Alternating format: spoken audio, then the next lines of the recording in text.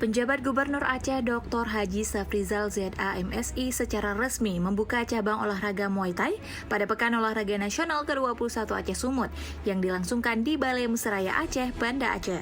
Dalam acara pembukaan tersebut, Safrizal mengungkapkan harapannya agar Muay Thai tidak hanya menghasilkan atlet berprestasi di tingkat daerah dan nasional, tetapi juga mampu bersaing dan berprestasi di kancah internasional. Dengan hati senang, kami menyambut kedatangan para atlet Muay Thai di Aceh.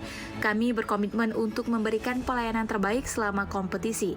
Setelah pertandingan, nikmatilah suasana Aceh, serta wisata kulinernya yang terkenal lezat. Ceritakan kepada kawan dan keluarga tentang keindahan dan keramah tamahan Aceh, ujar Safrizal.